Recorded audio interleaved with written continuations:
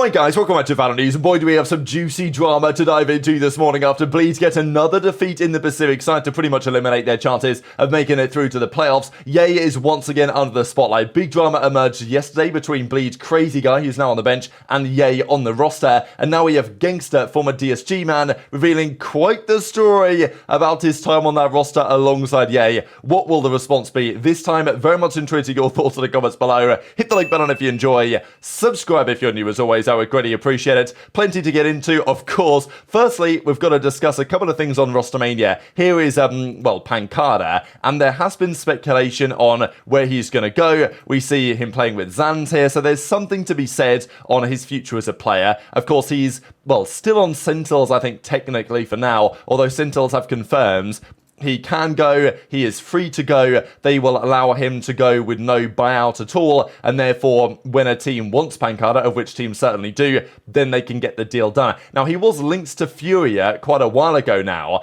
and then that never happened because, he had health issues that he had to resolve and this type of stuff. So, seemingly pANcada's okay again now, but also if I'm pANcada, I'm looking at Loud, I'm looking at, probably not Lev because they're playing well, but that's what I said after Madrid, right? I was like, if you're pANcada, just see what happens with Loud, and maybe there's a chance there, and maybe they want him back. But also, Loud are pretty bad, and so are FURIA, to be fair. So where do you actually go? But the rumor has it that FURIA, they're trash, they're going to make changes, and they're negotiating with pANcada and Zans to potentially join FURIA. So this was a rumor of yesterday from Bruno Povaleri, and we then, kind of saw this potentially become, not a reality yet, but just a possible new lineup for FURIA.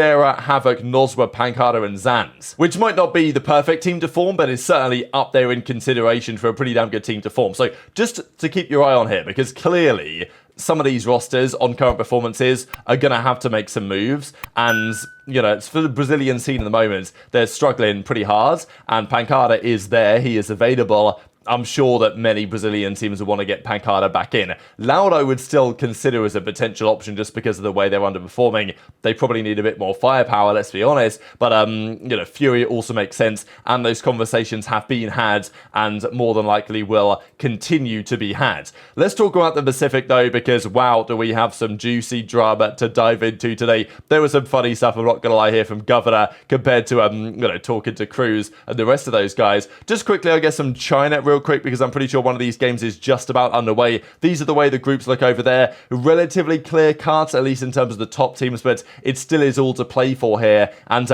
we just have Tyloo playing Wolves actually at the moment, and are currently down 0-1. We'll discuss Wolves in a few minutes and what Kang has to say. But also in the Pacific, this was a game that has now just concluded. Bleed versus pAPREX, a clean 2-0, and not an especially pretty one at that. I mean, the Ascent was 13-5, the Bind was 13-6.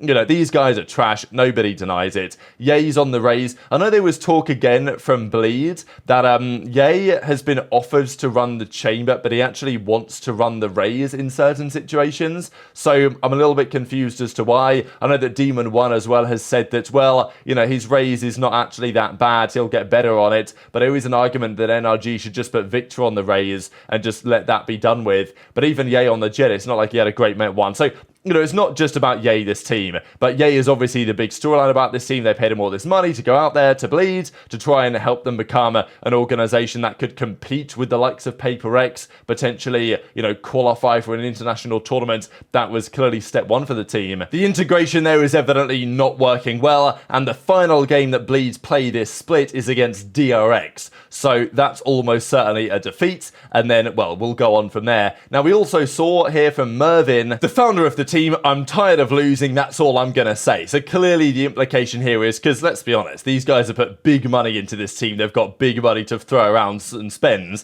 and the team has massively underperformed the expectations they had. So they will be making some moves, these guys, there's no doubt about that. What they're gonna change though is a matter for debate, and this is when the controversy kicks off again with regard to Ye. So if you guys didn't see yesterday, Crazy Guy, who's now on the bench of the team, came out and basically said that Ye was not committed because he wasn't playing ranked during a time where anybody else was. Ye then says, no, that guy's a lie-in because of all these respective reasons.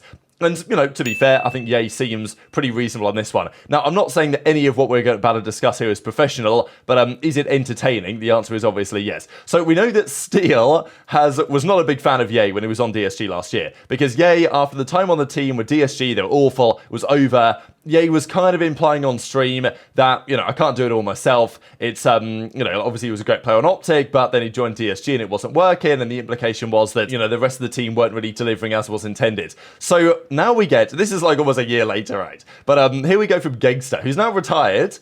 So clearly his mindset is, you know what, screw it. This is just, this is going to be funny, so let's do it. I mean, why not air the dirty laundry? And I'm not saying it's professional, but as I say, like, whatever, it's juicy, isn't it? So Gangster says, my favourite DSG moment. He tweets out a clip here from a scrim where they were getting slammed, and, like, Ye weren't happy about the way that they played. I don't know if there's anything like that bad about this clip. Like, I'm not really surprised that Ye is frustrated that their practice is not, you know, they're making mistakes in practice and all this. The real outrageous things are in the replies. Drake, do this. Start B main. Get one or two guys inserted, then do mid pressure. Last round in the half. One. We'll pay attention to the mid. While you guys take beam in. Yeah, Shikari's not off the Rimba. We can get either Breach or Rocket off of speed as well. I'm gonna counter. We're in. It's on. Alright, I got Breach out, watch out guys. They have no mid. They have no mid information. Breach out. Getting out. Flash you. Trying to fight it. You guys We're gonna fight it. We're still gonna fight it. Yeah. Yeah. They wasted Breach out. The heavy fight was here. Let's smoke back into B. Yeah, Let's smoke the male. Let's hit B. Let's hit B. No, Drake. We're doing the shit where we insert somebody. What? Fuck. Right, I'm dogging. I'm gonna throw. Oh, fuck, man. Let's smoke male. Amka, did you not hear me say get inserted B main with two guys? No, you didn't say two guys. I said Get double inserted. Funny mid. I'm right down mid. Dude. Well done. Roller smoke out B. Okay, you can fucking laugh all you want, bro, but it's so tilting when you make the same fucking mistakes in matches. What the happened? fuck? Alright, I'm getting active. With that. Card plant. Be backside. So Gangster then quote tweets, if it happened in any other professional team, that person would instantly be kicked or fired the first time, let alone multiple other times, which is what Ye had said, right? It's what he said at the bottom here, where his implication was that the way that Crazy Guy maybe or others at Bleed had handled themselves in certain situations would have been enough to get them kicked to another team. So Gangster's opinion is that some of the stuff that Ye has done in this case are also worthy of the same, although, you know, obviously that's not actually happened. This, though, is outrageous, and I don't know if this is true, but this is the story of the day, hands down, on what he says is a bribe for his coach to get Gangster benched. So, as Gangster says, when he tried to bribe my coach for $10,000 to bench me, to be honest, he should have taken it. So then he releases this this direct message here with Ocean, who of course was the coach at the time, saying the following: I'm busy, what do you want? I've got the funniest thing, like, let me know. And, you know, take the 10K, split it with me. So apparently Gangster and Ocean had a call where Ocean was basically telling Gangster, hey, like, Ye wants me to bench you and he's going to pay me 10K to get you out of the team. Which is like, that is absurd. Like, a 10K bribe to bench your own teammate to try and get better. Like, I don't know if this is true, obviously. Maybe Gangster's just making it up. But, I mean, surely this has come from somewhere. They obviously have some sort of thread about it as well. What does this look like? May the 15th, 2023. So pretty much a year ago.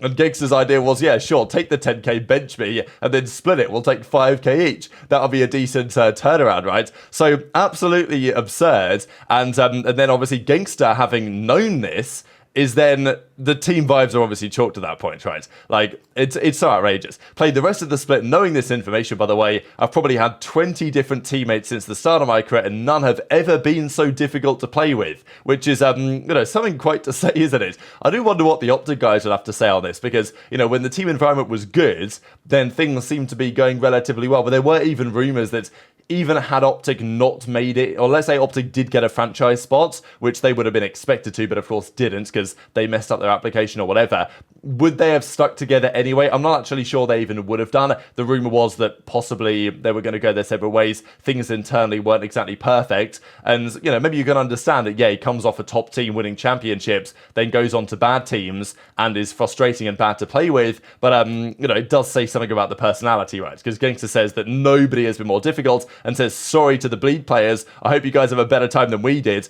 And then Gangster says, look, why am I doing this now? Basically, I'm a hater. Not as much as Steel is, but I'm a hater. I'm doing it for the GCLA drama. I'm retired. I also feel bad for the Bleed players who are going through a similar situation. All right, I'm back to being retired. So Gangster, of course, is creating drama for, you know, no real reason other than just to create drama. But, you know, whatever. It is what it is. This is Valorant, baby. And this is certainly North American Valorant. And I guess it's also kind of APAC Valorant as well, given where of course, Ye currently resides. So very much interested in your thoughts on that in the comments below. I wonder if we'll get a response from Ye at some point as well, and then time will only tell how far this drama goes, or of course what Bleed will do about their present predicament. Couple of other things to mention for you guys. Vitality, they took down Giant-X 2-1 yesterday, so did KC over Movistar KY. This was not clean, by the way, this one. It was a 13-15 on the bind, game 3. And honestly, KC, maybe as expected in some regard, have somewhat regressed. Like, they are not the team they were right at the start of the season. Narrate still had a great performance here, but like against KOI, who have been pretty bad, this wasn't especially impressive. But it does mean, though, that Carmine Corp are 3-2 still, and Carmine Corp's last game is up against Team Heretics, which is, you know, beatable. They've done it before, obviously, right at the start of the season. Fnatic are now third place in the group at 3-2. Vitality are now 3-2. They could get to 4-2 Vitality because Vitality play KOI. So Vitality seem like they're going to be 4-2. Liquids, I mean, who's their last game? Liquid. They played Gentle Mate. So honestly, man, this Group A, there is a genuine chance that Fnatic don't make it. If they lose to Na'Vi, which is possible, that's Fnatic's last game, they are very likely not to make it to the playoffs, which is, well, kind of wild, I'm not going to lie. In the Americas, there's similar storylines right now, of course, with Sentinels. But one of the other bits of drama was actually around what Kang had to say on which teams he expects to not qualify for champions. So he was asked the question, Kang, which 3 teams would you expect, you know, not to make champions? And he says 3 team names. He starts with NRG, straight away just drops NRG in there. Then he says Wolves, then he says Giant-X. So pretty funny that he says NRG, Wolves, and Giant-X, and then he says, oh, I shouldn't say Giant-X because, you know, I respect those guys, and then he goes on a kind of discussion on exactly why he respects, you know, the guys on the Giant-X team, but he doesn't say anything about NRG, right? His implication clearly is that he doesn't think NRG are that good, and they're not going to make it to the World Championship. So, yeah, kind of spicy there from Kang, of course. We know there's a bit of beef maybe back in the day between Kang and Demon 1, and that seems to be continuing to the present day. But just before we close out the video, this is how things look in the Americas for this evening, because today is the day, in many respects, that we will get our answers to some of the questions. Sentinels need to win both of their remaining series. They play FURIA in a couple of days. They should win that one. They play Loud, though, tonight. That is the big game. GT versus MIBR is 1. Then Sen Loud to close out the day. Massively important game here for Sentinels and for Loud. Whether Louds turn up and look like 2022 champions Loud, I guess we'll see. But, you know, my expectation is that Sen should close out the series. Look at the round differential as well here in Group A compared to Group Omega. That is quite something to behold. But very much interested in your thoughts in the comments. Hit the like button if you enjoyed. Subscribe if you're new. Take care. And I'll see you next time.